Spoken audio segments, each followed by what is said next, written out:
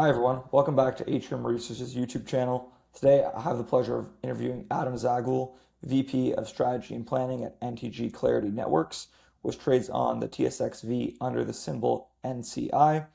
We initiated coverage on NTG a few weeks ago with a buy rating and a $2.50 per share target price.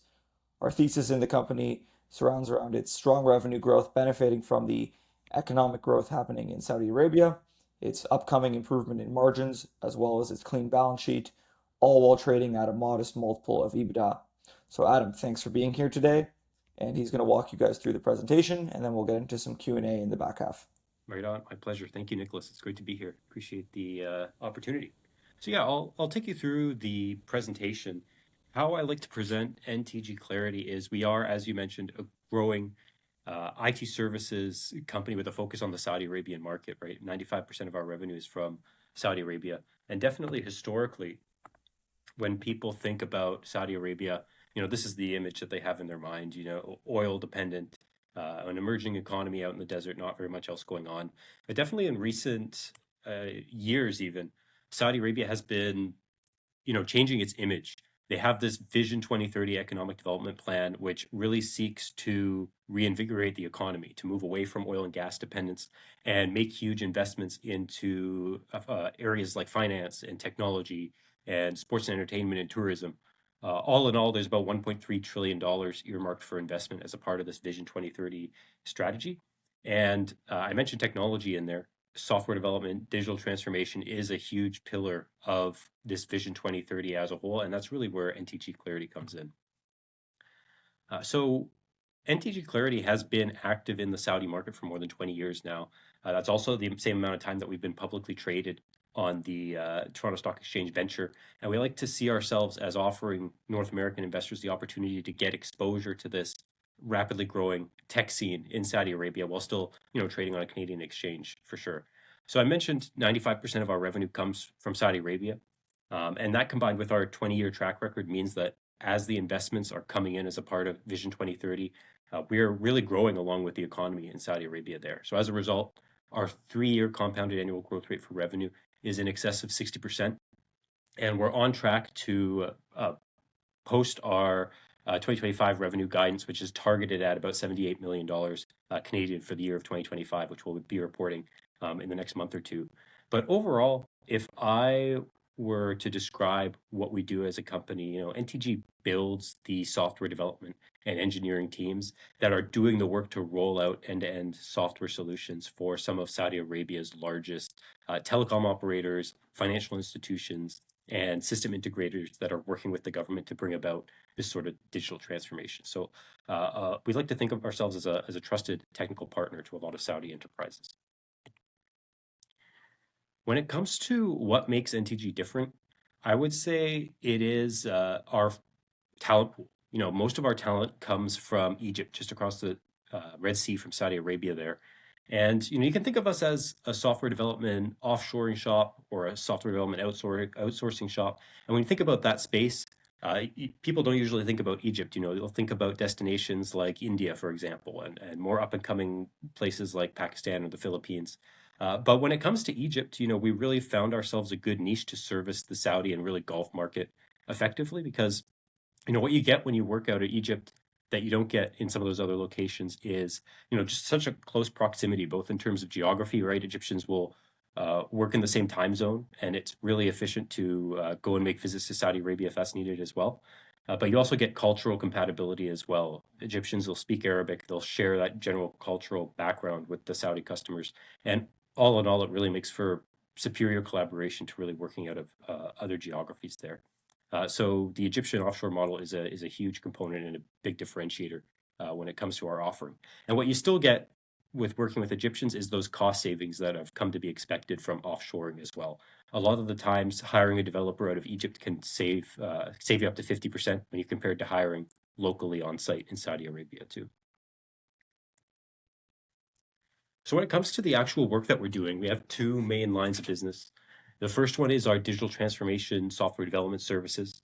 And this is still the majority of our business. But this is the case where our customers have software development projects on their roadmaps that they want to get done.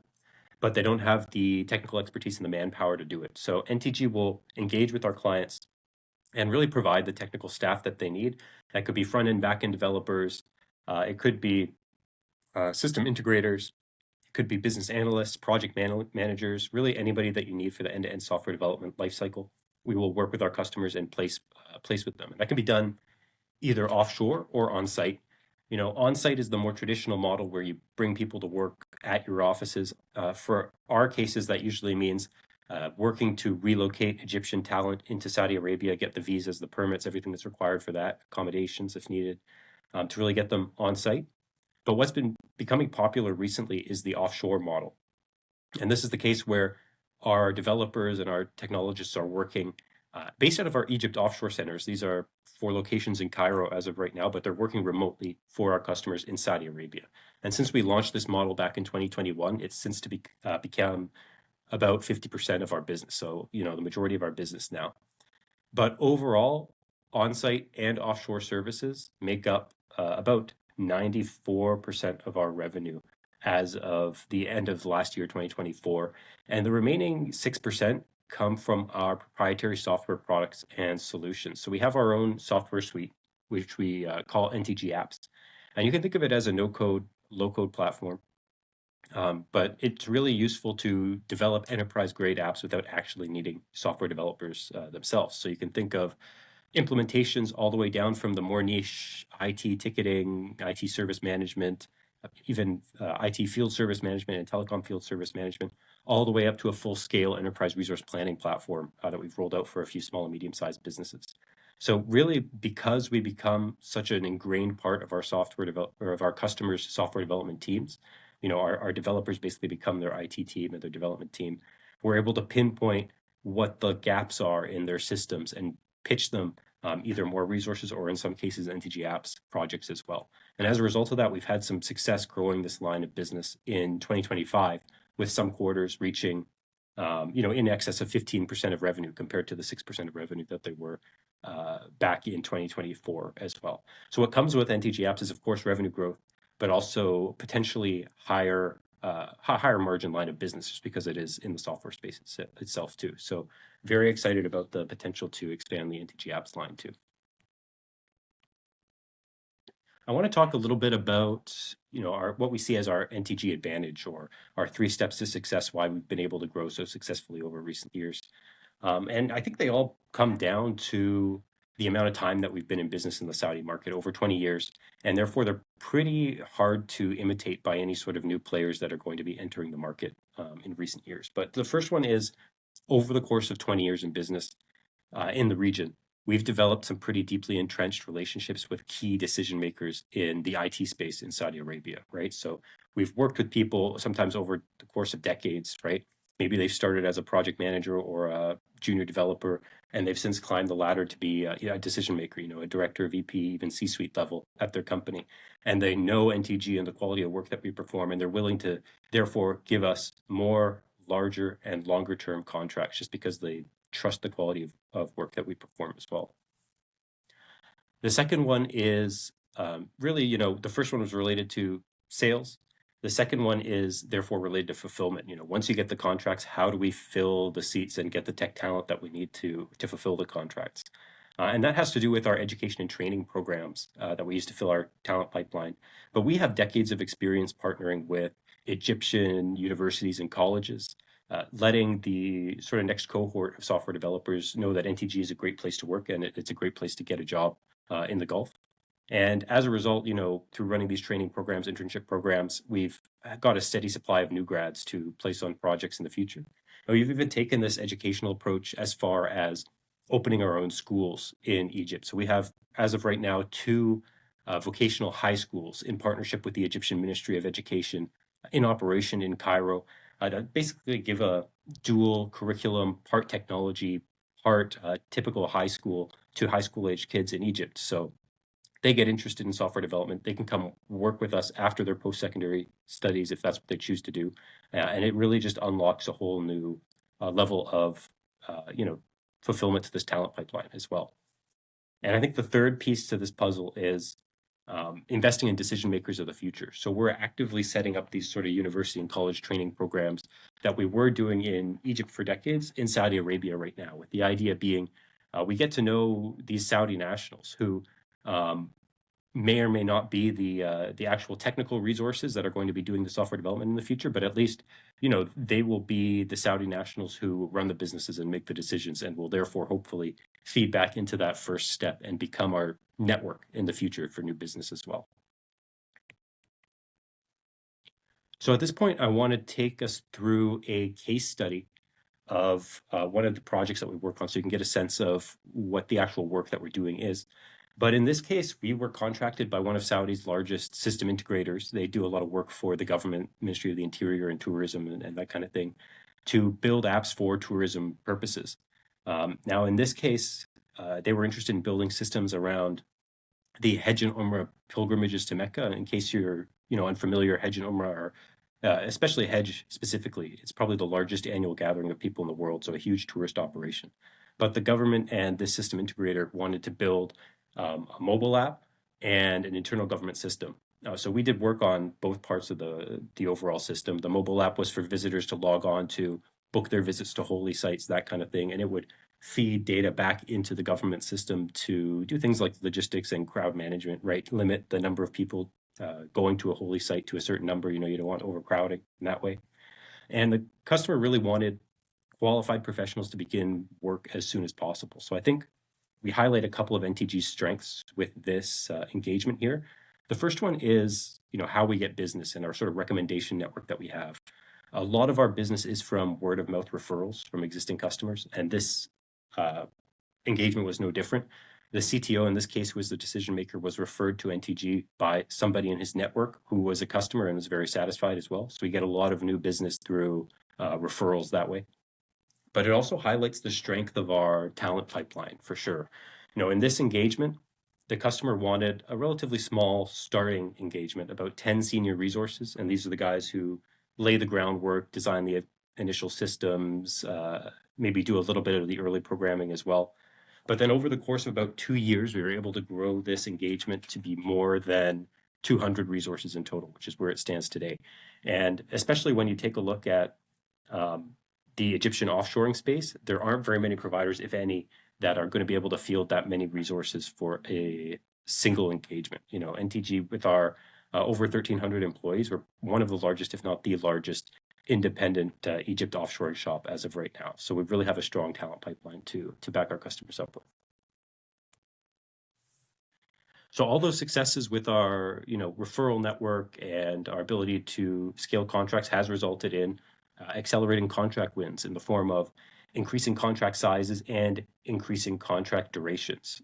So over the past year and a half or so, we've signed multiple large engagements with our customers, moving from what has historically been an average engagement length of about 1 year to the point now where we're at over 4 customers that have signed on to 3-year-long engagements with us. So the highlights are definitely back in August of 24, the $53 million over 3-year contract.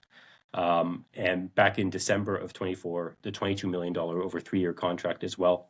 But even just as recently as in the past couple of weeks, we've been able to announce new 3-year engagements with large customers, a large part being referrals from some of these existing customers who have large engagements with us as well. So very excited to be able to bring the sort of next cohort of these large engagements into the spotlight and look towards our next level of growth for sure. But all of these increasing contract sizes and durations are playing into our current significant backlog of over $88 million in purchase orders and contracts on hand. And they're all contributing to our track record of growth, which is sitting right now at 18 consecutive quarters of last 12 months revenue growth. We track our customer satisfaction in a couple of different ways too. All of these numbers are comparing the most recent full year numbers, so full year 2024 compared to full year 2023. But over that time frame, we definitely see we're able to increase and diversify our customer base, right? A 25% increase in the absolute number of customers over that time frame. Again, a lot of these are from word of mouth referrals from existing satisfied customers, so we're able to start new engagements that way. And of our customers that are working with us for that same time period, about 90% of them stayed with us. So we have a 90% customer retention rate. Of the customers that stayed, The majority of them, still 54%, increased the level of service with us, so increased the size of their contracts. And that all plays into what we see as our recurring or reoccurring revenue rate, which is about 85% of our revenue.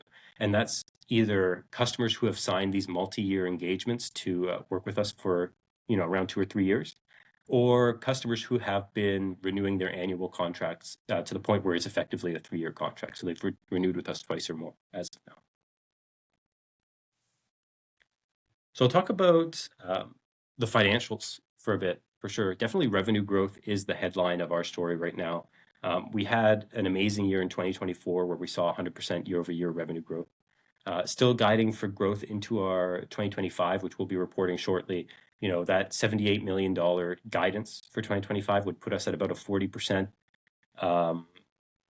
growth rate over 2024. And that's really the environment that we see in Saudi Arabia and the Gulf as a whole right now, is continued growth at least until 2030 and beyond. So we look forward to be posting growth numbers in the similar magnitude for the next few years as well. But I think what's important to remember about our story is that we're executing on this revenue growth while maintaining our profitability. Gross margins for the last few years have been relatively consistent in that sort of high 30% range, between 35 and 40%. And that's just depending on the mix between, offshore software development, which has a little bit higher of a margin, versus on-site, versus, the mix of our software platform that gets put in there as well. But we've had some pretty solid gross margins in those upper 30% ranges. And when it comes to profitability, we guide and track adjusted EBITDA. And definitely in 2024, we showcased exactly how strong the adjusted EBITDA margins can be in our model, right? We leaned ourselves out. We didn't really have that many resources on the bench by the time that we were at the end of 2024. And as a result, the whole year blended was at about a 20% adjusted EBITDA margin, which was really great. Into 2025, we're guiding slightly lower in the range of about 12 to 16%. And the reason being, 2024 was a great year. We got to roll out some of the large 3-year contracts that I was mentioning on the previous slide. But we really saw the opportunity for future growth and the potential for new contracts to come through. And we found ourselves needing to hire some resources to be able to staff these contracts that we see coming down the pipeline. And just due to the nature of our business model, these sort of resources, they'll sit on our G&A line and bring down our operating and bottom line margins while we're waiting for contracts to come in. But then once the contracts do come in, we'll roll them off the bench. The expenses will move from our G&A to our cost of sales, and we'll have some revenue against them, and hopefully look to lean out that way. So that really is what we're expecting to see happen over the course of 2026, is utilizing the resources that we've prepared for contracts that we see coming down the pipeline, and expect to see improving adjusted EBITDA margins because of that as well. Now, I want to talk about what we see as our growth model. Right now, we've found what we consider our core growth model, which is we prove ourselves with our customers. They're happy enough with the services that they're getting, that they're willing to refer people in their professional network. And then because we're able to prove ourselves with them, they're willing to give us larger, longer-term contracts that expand our engagements together. And again, the satisfaction leads to them introducing us to people in their networks and referring us to new clients as well. And we've sort of have this organic growth model that we've been working on for the past few years. And really, this organic growth is at the core of how we've been able to grow so much, really over the last 5 or 6 years. So that sort of core growth model sits at the foundation of where we see the sort of growth structure coming from. But that sort of organic growth in Saudi Arabia, we feel, can be supplemented by opportunities that we see elsewhere in the Gulf. So organic geographic expansion is probably next on our sights to undertake as a project. And there are countries elsewhere in the Gulf, like Iraq and the UAE, who have very similar digital transformation priorities to Saudi Arabia, and there are huge amounts of investments going into it. And we really feel that we're able to really plug the Egypt offshore model into these other geographies and provide just as much value to these other geographies as well. So we already have some early stage operations in some other Gulf countries like Iraq and Oman. We're in the process of setting up shop in the UAE as well to really offer these services that have been so effective in Saudi Arabia to the rest of the Gulf too. And I think what we can start to look at in the future is the opportunity for M&A to sort of add an inorganic growth lever to our growth story as well. And the thoughts behind that is, as opposed to buying a large book of revenue elsewhere in the Gulf, I think our M&A strategy, which is still in the really early stages, would revolve around looking for small scale companies, really like NTG was 5 years ago or something like that, who have relatively small operations but have large enterprise clients that we don't have exposure yet. So it could be, just as an example, people in the utility sector, the oil gas sector that we don't have a huge amount of exposure to yet, or customers in the other Gulf states as well. But customers that we can plug our Egypt offshore model into and really grow with them like we have been growing with our customers in Saudi Arabia. So this is sort of how we're visualizing our growth model over the next few years. I'll talk about our capitalization and key shareholders right now. When it comes to our key shareholders right now, I think important thing to remember is 47.5 million shares outstanding. Insiders own about 36% of the shares outstanding right now. So there's a huge insider ownership, which puts their interests really in line with a lot of the investor base as well, for sure. When it comes to capitalization, I think, like you mentioned at the beginning, Nicholas, our balance sheet is relatively clean.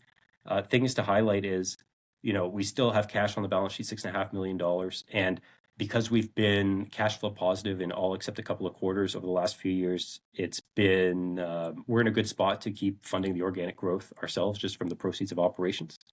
When it comes to debt, very minimal debt on the balance sheet right now, just over $5 million.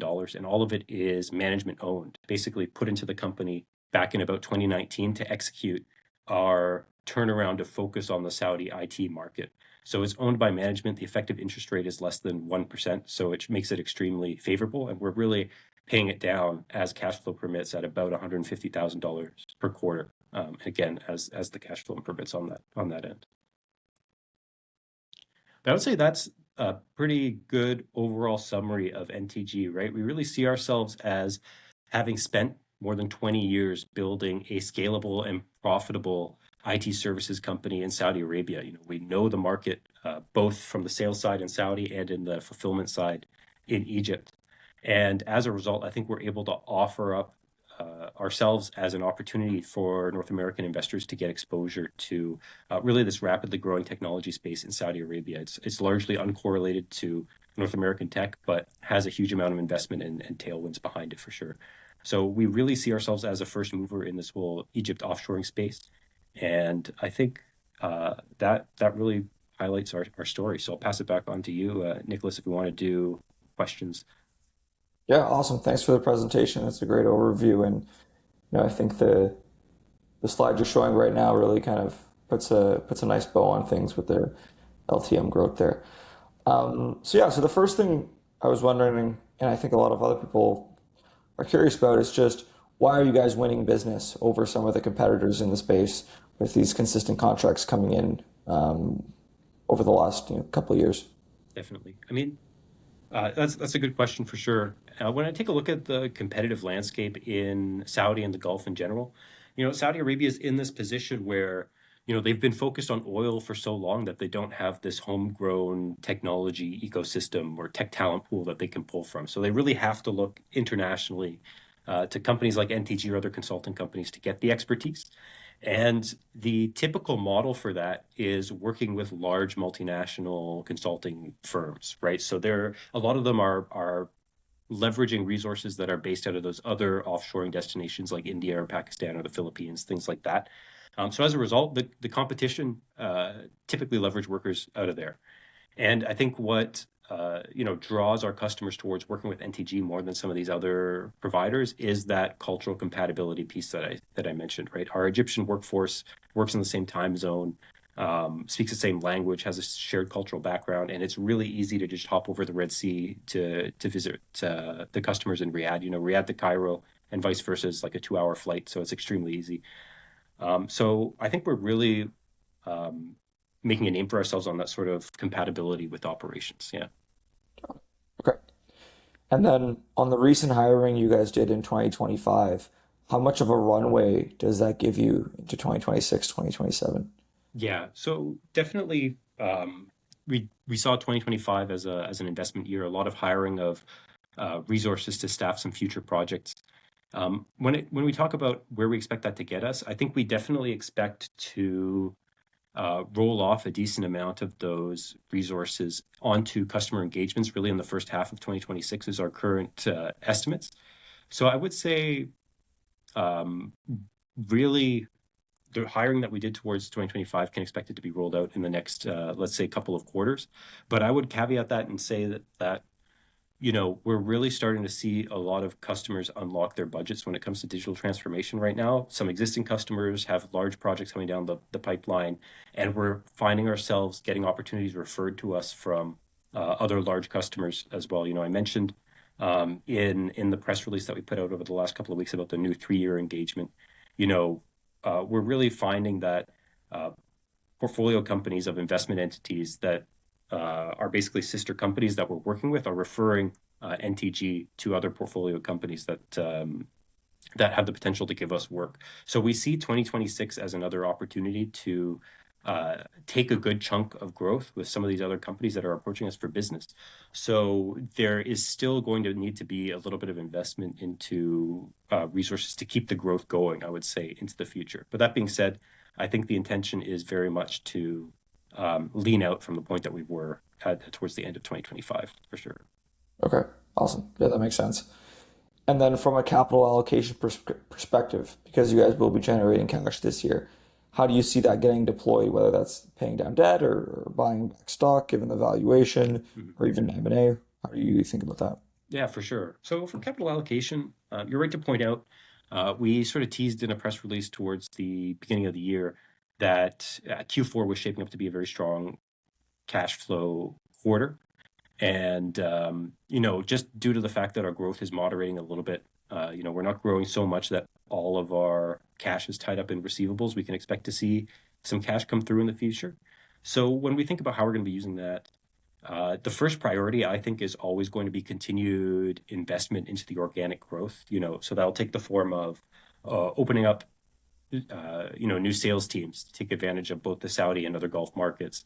It'll be placing dedicated account reps with some of the accounts that we have that have grown to sufficient size, because that's a key part of our strategy as well, is focused, devoted account reps who are working a lot of the times in person on site with our customers in sort of human resources capacity to see what the next step is for the customer, what the next resources they need, what the next solution that they need is.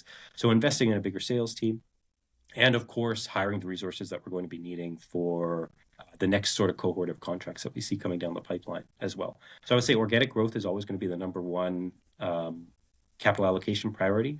After that, I would say continued debt pay down and cleaning up of the balance sheet. I mentioned about $150,000 per quarter is where we're repaying our debt. I think we can expect that to keep going into the near future as well.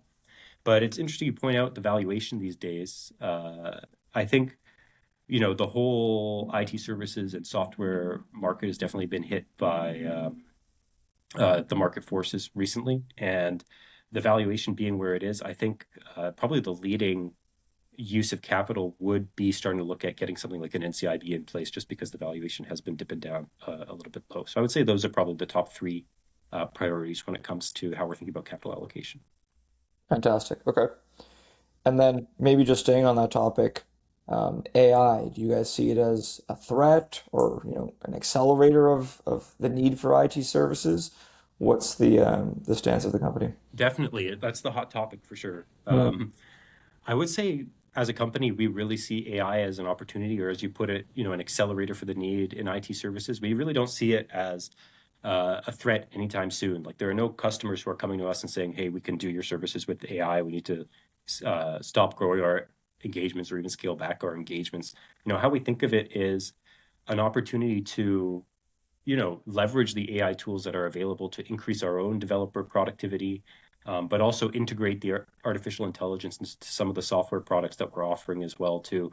Because at the end of the day, right, the customers that are coming to us, these large Saudi enterprises, are coming to us because we have the technical expertise that they don't have right now. And whether that technical expertise is in, more traditional software development technology versus, the cutting edge of AI, I think they're going to need to lean on trusted professionals to bring them the technology that they're looking for, especially while Saudi is continuing to grow out its own technical talent pool, right? And just staying on that note, our customers are large Saudi enterprises, a lot of times government adjacent, right? So they're not going to be the type of company who's, a startup who's going to trust a support rep to program their support system, just as an example, right? They want to know that the solutions that they're deploying are, robust and scalable and secure. Cybersecurity is a huge focus as well.